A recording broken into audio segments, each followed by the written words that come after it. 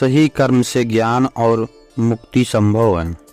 गीता के उपदेशों में कर्म योग का सिद्धांत कहता है कि संसार से विरक्त होना ये मनुष्य का उपाय नहीं है। संसार में रहकर एक गृहस्थ अपने कर्मों का पालन करते हुए कर्म फल से विरक्त होकर मुक्ति प्राप्त कर सकता है। सही विचार और सही कर्म ही अशक्ति को खत्म करने में सक्षम है। अच्छे कर्म कभी व्यर्थ नहीं जाते, चाहे ये दुनिया हो या परलोक।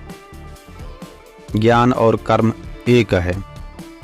एक अज्ञानी कर्म और ज्ञान को अलग अलग समझता है, लेकिन एक ज्ञानी जानता है कि दोनों एक ही हैं।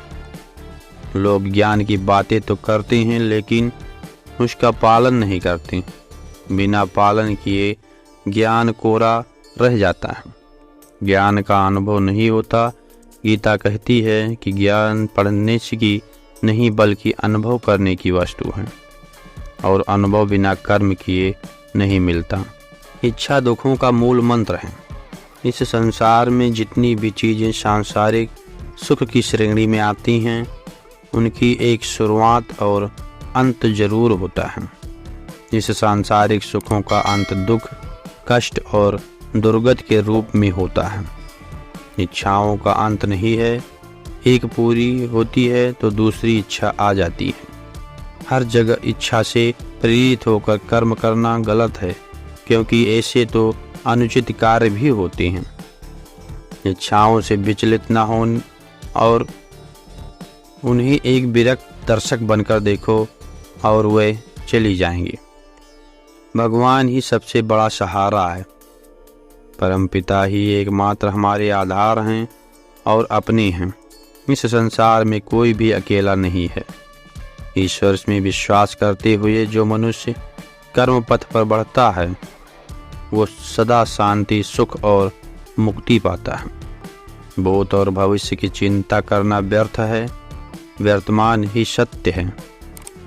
जो भी पूर्ण समर्पण में ईश्वर की शरण में आता है, परमात्मा उसका कल्याण अवश्य करते हैं। हमेशा स्वार्थी होना गलत है। जो व्यक्ति हमेशा स्वार्थ प्रेरित होकर फल की चिंता करते हुए कर्म करते हैं और सिर्फ फल ही उन्हें कर्म करने को प्रेरित करता है, ऐसे लोग दुखी और बेचैन रहते हैं, क्योंकि उनका दिमाग हमेशा इसी उलझन में फंसा रहता है कि उन्हें क्या फल मिलेगा। स्वार्थी व्यक्ति सुखी नहीं रह पाता और ऐसे व्यक्ति में कोई भी संबंध नहीं बनाना चाहता। इसलिए स्वार्थ से ऊपर उठें और दूसरों का हित भी सोचें। क्रोध से सबका नुकसान होता है। क्रोध या गुस्सा करना व्यक्ति के दिमाग में उथल पुथल पैदा कर देता है। आवेश में विवेकहीन होकर कई बार व्यक्ति अपना ही नुकसान कर बैठता है, या फिर अपनी ही मानसिक शांति को भंग करके खुद को कष्ट देता है।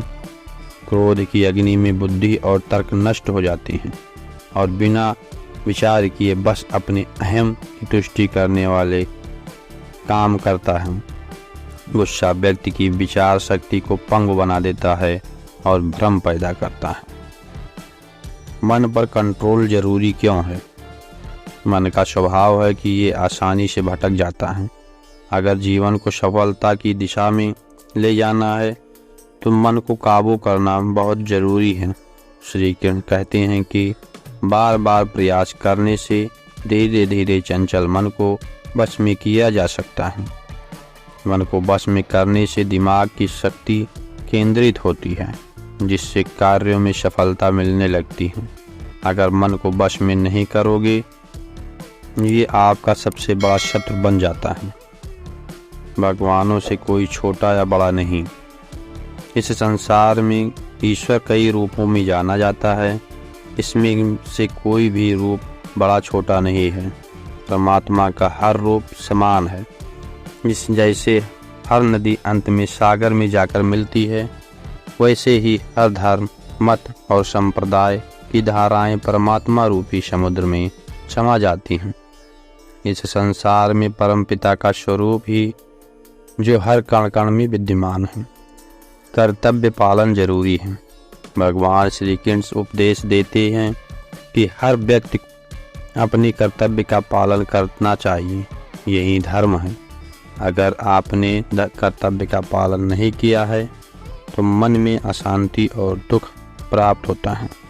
अपनी पसंद नापसंद, मोह बैर को किनारे रखकर अपना कर्तव्य करो। किसी अन्य व्यक्ति का कर्म आपको कितना भी आकर्षित करे, उसके प्रलोभन में ना आए।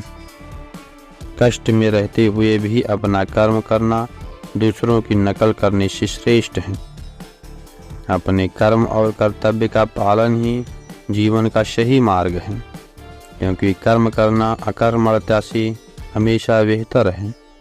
कर्तव्य में दोष देखकर पीछे ना हटें, क्योंकि हर कर्म में कोई ना कोई छोटा बड़ा दोष हो सकता है। जैसे अग्नि के साथ धुआं भी होता है।